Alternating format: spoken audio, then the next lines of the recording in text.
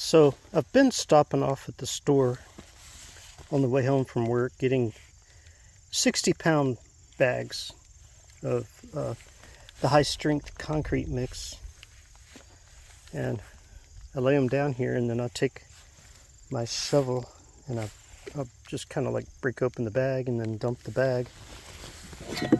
And what I do is I just spread it out.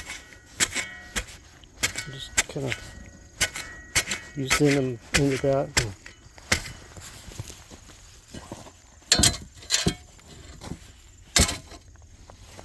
And I just dump it. It's kind of hard to do with one hand, but it just comes out. And then I'll spread it around with the rake. I've got my rake right there.